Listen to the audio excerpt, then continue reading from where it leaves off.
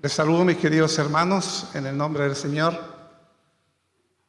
en este día, y especialmente saludo a todas las visitas. Bueno, y a Josué, que me está saludando hace rato ya aquí.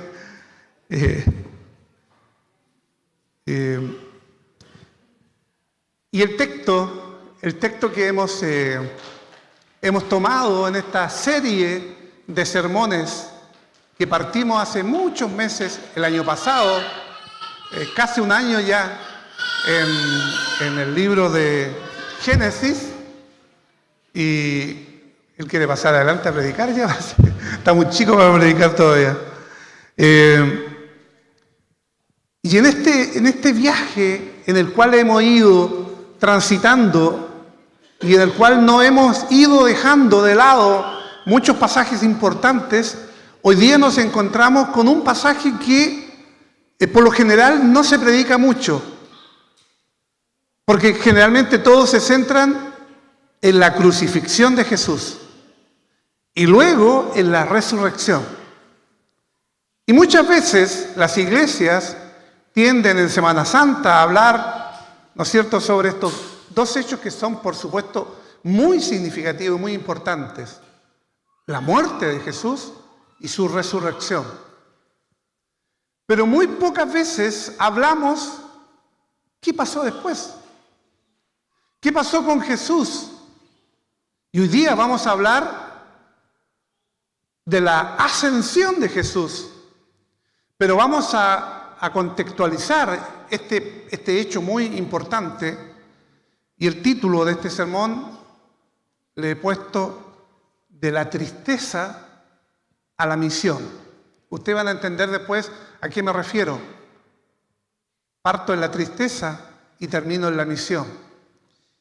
Y para ello, siempre me gusta que tengan las Biblias preparadas, listas, vayan verificando y certificando que lo que se está predicando acá está en la palabra de Dios.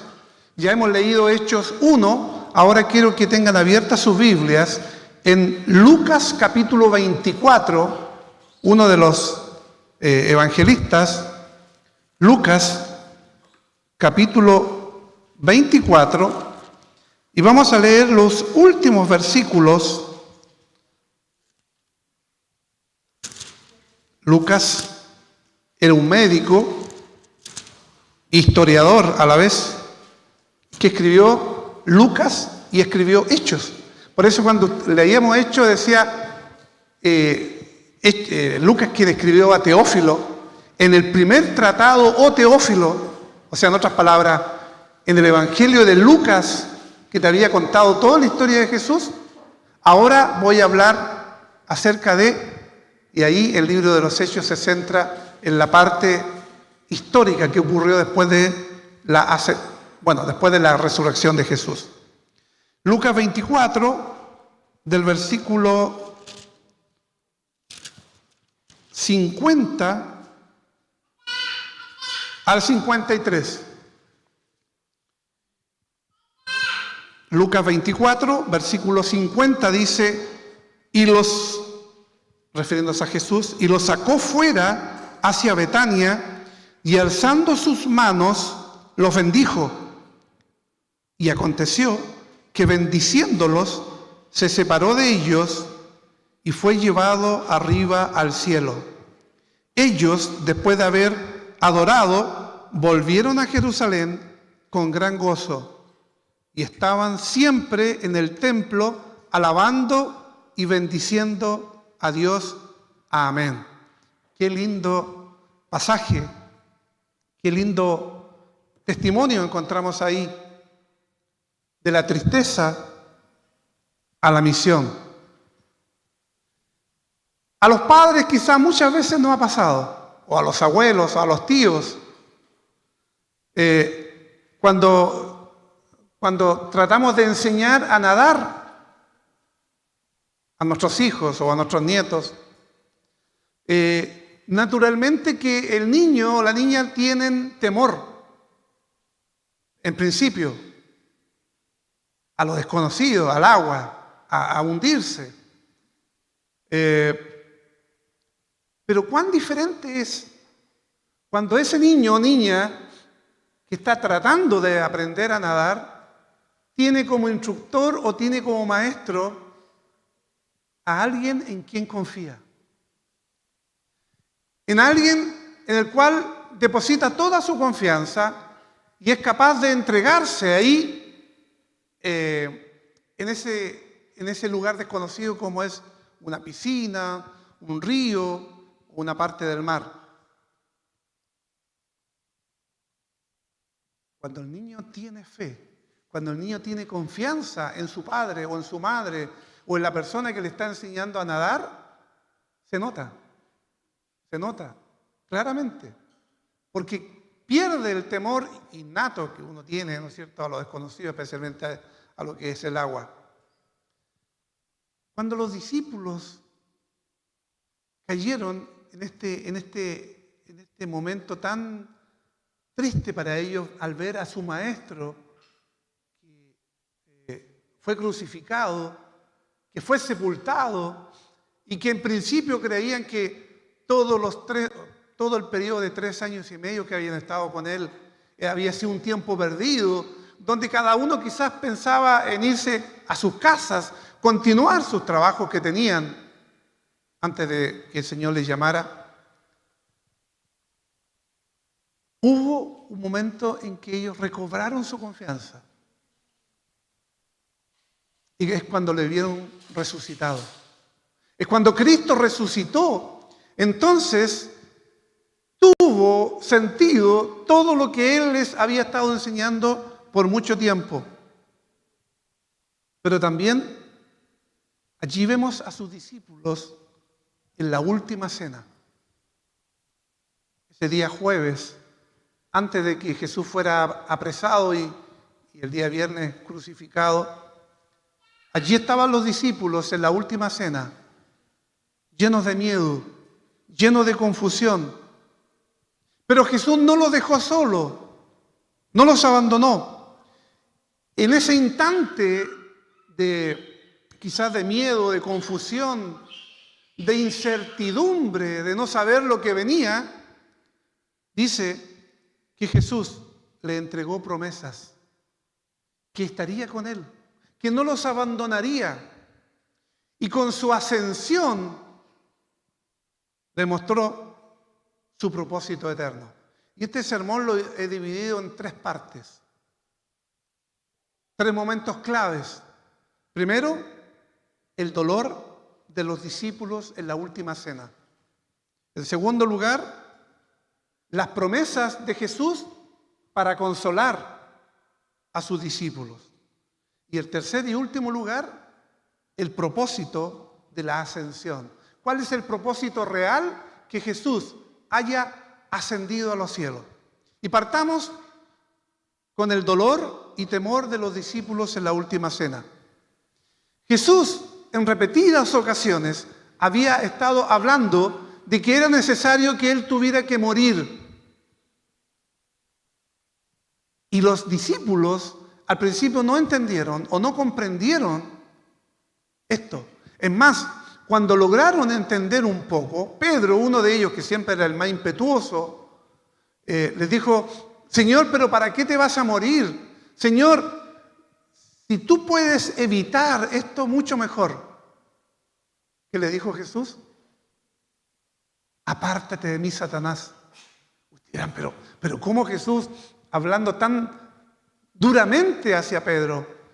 Es que Pedro en realidad no entendía y no comprendía que él en ese momento estaba quizás de una otra forma hablando, o Satanás hablando a través de él, en el sentido de que no entendía de que era necesario que Jesús tuviera que morir en la cruz. Satanás naturalmente que hubiese podido evitar cualquier sacrificio. El evangelista Juan, en el capítulo 13, versículo 33, les dijo: a donde yo voy, vosotros no podréis ir. Los discípulos estaban en shock. Entiendan, habían dejado todo por seguir a Jesús. Pero ahora Él les decía que se iba. ¿Entienden? Pongámonos en su lugar. Pedro, Juan, Andrés, todos los discípulos habían dejado todo por seguir a Jesús. Pero ahora Él le estaba diciendo, me voy, los voy a dejar. ¿Se imagina usted en una batalla que el capitán que va encabezando la tropa y luchando contra los enemigos en un momento diga, soldados, disculpen, pero yo me voy, los voy a dejar? La desazón, el dolor, la incertidumbre, ¿no es cierto? Me tengo que ir, confíen. Queridos hermanos, ¿cuántas veces hemos sentido miedo cuando Dios parece estar en silencio? Digo, uso esta frase para no decir, cuando creemos muchas veces que Dios nos ha abandonado, cuando en realidad Dios ha prometido estar con nosotros todos los días y hasta el fin del mundo. Pero hay veces que el silencio de Dios nos duele y nos da temor o creemos en esa incertidumbre que nos paraliza, que el Señor nos ha abandonado. Pero Jesús no solo se identifica con nuestro dolor, sino que nos da esperanza. Y encontramos 3 promesas de Jesús a sus discípulos en esta última cena. Ese día jueves, en la noche, Jesús, sus discípulos, el pan, el vino, dándole las últimas instrucciones. Jesús no dejó a sus discípulos en la tristeza. Más bien, le dio 3 promesas firmes. La primera, la promesa de un lugar preparado. Jesús les dijo, voy pues a preparar lugar para vosotros. Voy a preparar un lugar para ustedes. O sea, la promesa que no los abandonaría. Solo iba delante de ellos. En segundo lugar, la segunda promesa que les da, además de decirles que no los va a abandonar y no los va a dejar, les promete el Espíritu Santo. Para los creyentes que creemos en la Trinidad, Dios Padre, Dios Hijo y Dios Espíritu Santo, significaba que al irse el Hijo, descendía el Espíritu Santo. Y en el evangelista Juan retrata ese momento cuando Jesús les dice, y yo, dice Jesús, yo rogaré al Padre para que les dé otro consolador. O sea, en otras palabras, no estarían solos, recibirían la promesa del Espíritu Santo. Y la tercera promesa que Él les dio, que Él les prometió allí, la promesa de su regreso. Dice Jesús, vendré otra vez y os tomaré a mí mismo. O sea, es cierto, les habla que era necesario que Él tuviera que morir. Les dice que era necesario que Él tuviera que irse, pero que no los iba a abandonar, porque el Padre enviaría al Espíritu Santo. Pero también les promete que Él regresaría.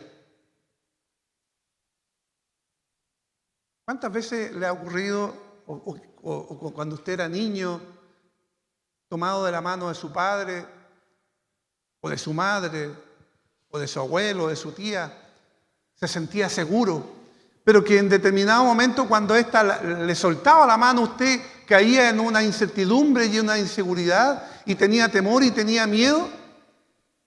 Los niños pasan por diferentes etapas, donde de repente el pecho de la madre, la mano del padre, la presencia del padre o de la madre, ¿no es cierto?, dan seguridad, dan confianza. Pero también, queridos hermanos, cuando enfrentamos miedo, que muchas veces llega a nuestras vidas, recordamos que Dios ya nos ha asegurado con su presencia, su Espíritu Santo y su regreso.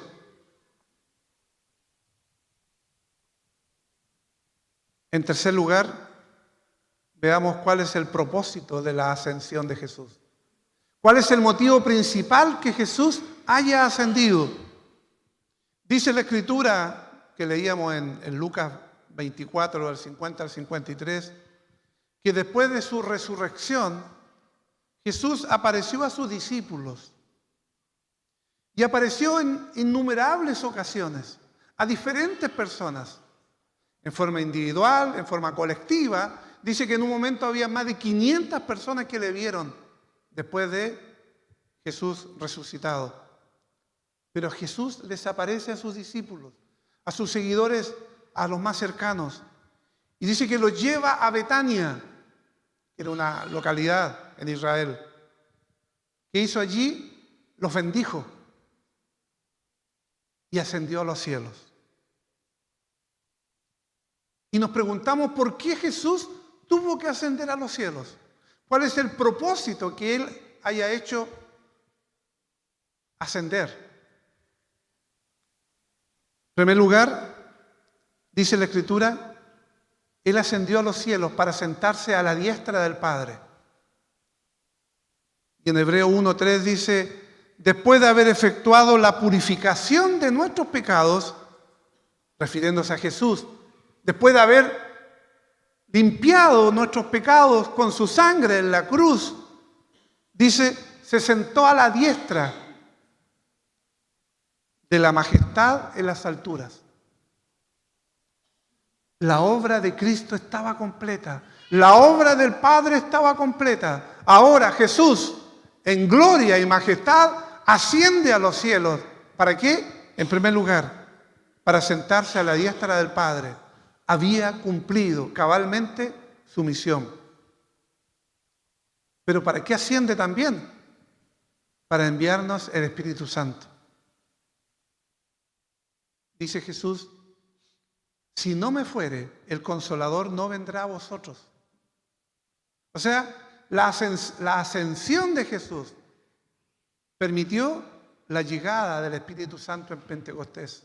Y allí la iglesia, fortalecida por el Espíritu de Dios, comienza a predicar la palabra y expandir el Evangelio por todo el mundo. Hasta acá, uno de los últimos rincones que hay en el mundo, como en nuestro país. Pero también, queridos hermanos, y esto es lo que muchas veces pasamos por alto, porque nos emocionamos con la muerte de Jesús, lloramos, vemos ¿quién éramos nosotros para que Él lo hubiese hecho al morir por nuestros pecados? Luego nos gozamos y nos alegramos cuando vemos al Cristo resucitado, cuando vemos que la cruz está vacía, entonces nos alegramos. Y cuando vemos la tumba también allí vacía. Pero olvidamos que la ascensión de Jesús también tenía un propósito para nosotros, los creyentes, los hijos de Dios.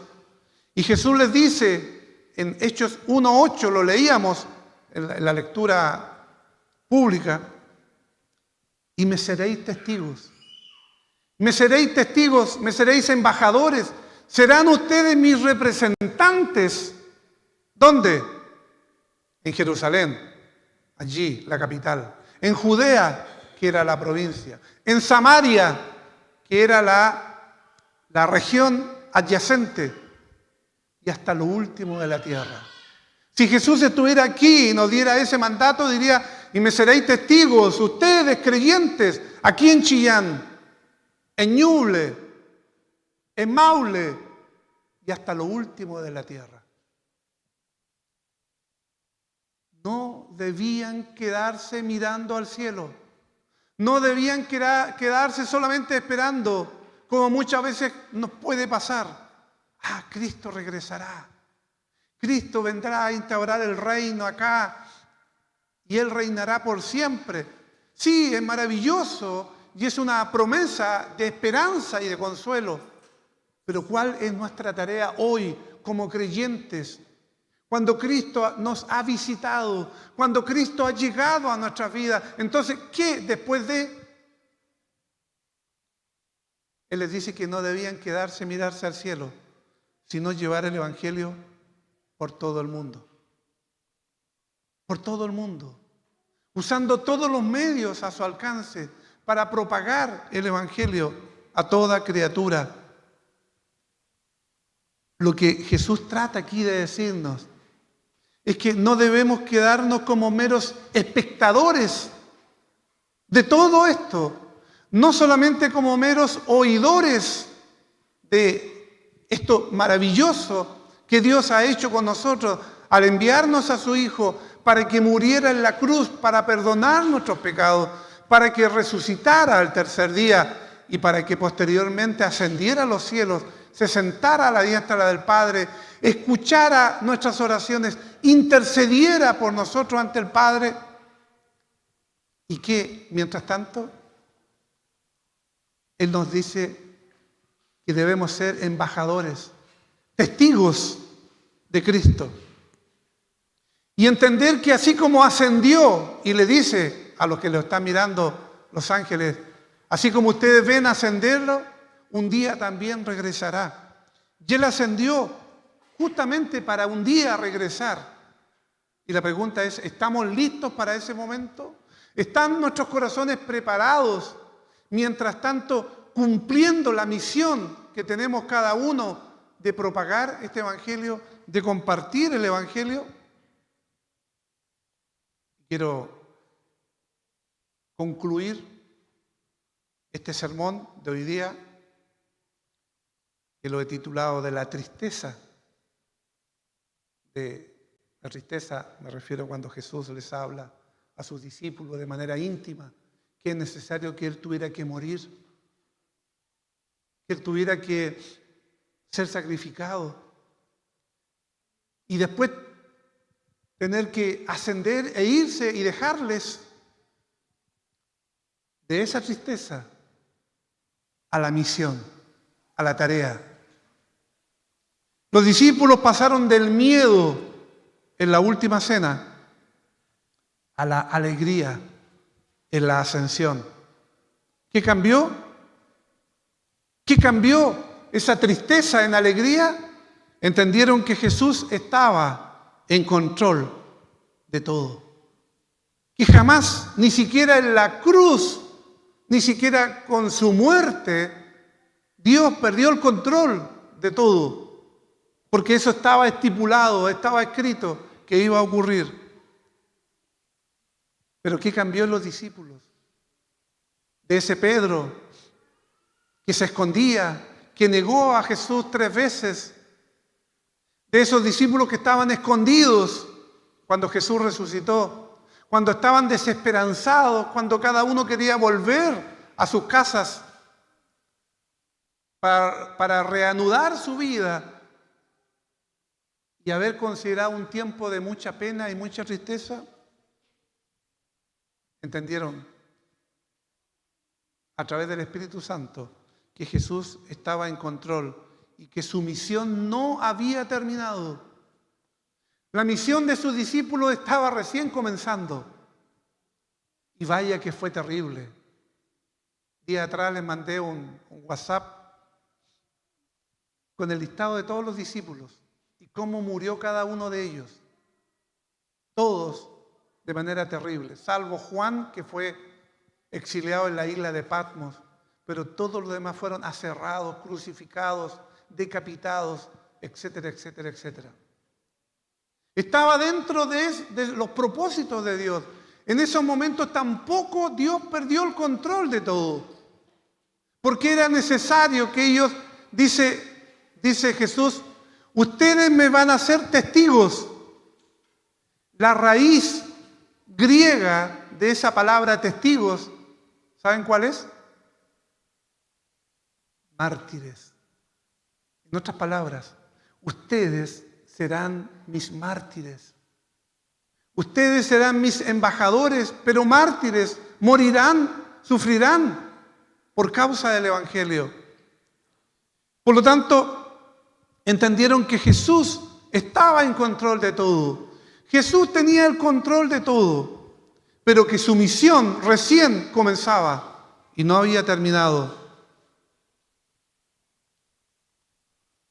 Aquí tenemos varios niños, veíamos el otro día con mucha alegría la hija de Susana y Rodrigo, que ya, ¿no es cierto?, al año y días ya comenzó a dar sus pasos y le veíamos cómo caminaba, ¿no es cierto?, y ella con mucha alegría, ¿no es cierto?, vivía esa etapa, ese momento.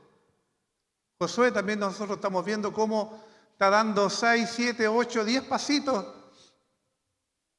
Pero hay una cosa, él se lanza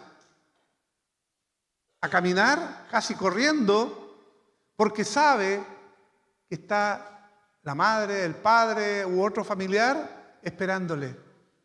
Se lanza confiado, seguro de que va a haber una mano que le sostendrá.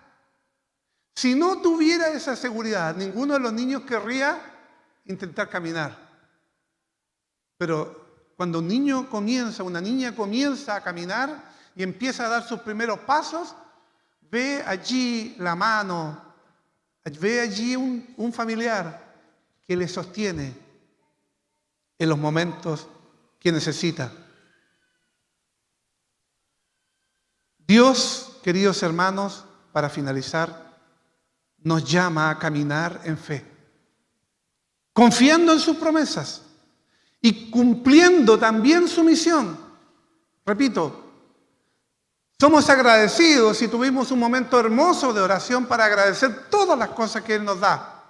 Pero entendamos que nuestra tarea, nuestra misión no ha finalizado, está comenzando. Comienza cuando Cristo viene a nuestra vida, comienza cuando Cristo es nuestro Señor y Salvador. Y no va a terminar cuando ya estemos viejos o tengamos algunos años, sino que va a terminar nuestra tarea cuando partamos de esta vida. Porque un creyente que pueda estar enfermo, postrado y que no pueda hacer nada más que orar, ya está cumpliendo una tarea. Orar por los demás, orar por los predicadores, orar por las personas que están escuchando el Evangelio. Dios nos llama a caminar en fe, confiando en sus promesas, pero también cumpliendo nuestra misión de ser embajadores, de ser testigos, de llevar el Evangelio a las almas necesitadas, a las almas sedientas. Hoy Cristo reina, su Espíritu nos fortalece y tenemos un propósito aquí en la tierra. Queridos hermanos, vivamos en esa certeza. Jesús guía a sus discípulos, para resumir, a Betania, donde primeramente los bendice. Y Él, después de bendecirles, asciende al cielo. Ellos lo alaban. ¿Y qué pasa con ellos después? Este es un pasaje que a mí me emociona mucho porque es muy fuerte. Dice que ellos lo alabaron, retornaron a Jerusalén, donde adoraron regularmente a Dios en el templo. Cada día se reunían en el templo y seguían adorando a Dios. O sea, entendieron que su misión había comenzado. Y ese Pedro timorato, ese Pedro cobarde, fue capaz de enfrentar a una multitud y llevar y con la llave abrir las puertas para que a través de la predicación el reino de Dios comenzara a ser llenado por las almas necesitadas. Nosotros también tenemos esa llave. No es una llave física, es el Evangelio, es la palabra de Dios, es el Espíritu Santo, la llave, la ganzúa que puede abrir cualquier corazón, aún el más duro, aún el más terco. ¿Para qué hablar de Pablo? ¿Para qué hablar de otros tantos que eran corazones duros, que perseguían a los cristianos? Después de perseguidores pasaron a ser perseguidos por la causa del Señor. Nosotros, queridos hermanos, podemos tomar por sentado todo lo que Jesús hizo. Y no debemos descuidar la adoración y la gratitud que recibimos de Dios, las bendiciones que recibimos de Dios. Pero también somos guiados cada día al arrepentimiento, a la fe renovada. Y Jesús continúa bendiciéndonos con salvación y concediéndonos gozo a nuestras vidas mientras le servimos. Que entendamos para finalizar que el Evangelio es poder. Y esta bola de fuego, este poder que Dios nos ha dejado, tenemos la misión de compartirlo. Pero en primer lugar, valorar lo que Dios ha hecho en nuestras vidas. Agradecer. Por eso nos reunimos, para adorarle, para cantar, para orar, para escuchar su palabra. Que Dios tenga misericordia de nosotros y nos haga entender que tenemos esta misión y que al salir de este lugar, esta semana, Dios pueda ayudarnos y bendecirnos en la tarea que Él nos ha puesto por delante. Todopoderoso Dios, nuestro Padre, tu bendito Hijo, te damos gracias por el testimonio de Lucas, el médico amado, el evangelista, el médico del alma, que es Jesús. Concede, oh Dios, que la medicina curativa del Evangelio, concede, oh Dios, que como creyentes, a través de los sacramentos, como hoy día vamos a participar de la Santa Cena, quítenos, Dios, las enfermedades de nuestras almas, para que te amemos, para que te sirvamos con corazones dispuestos, para que entendamos, oh Dios, el propósito por el cual Cristo vino, no solamente a morir, sino que también a resucitar, a ascender. Entender que Él está allí a la diestra del Padre intercediendo por nosotros y que un día, en cualquier momento, volverá e instaurará el reino aquí en la tierra.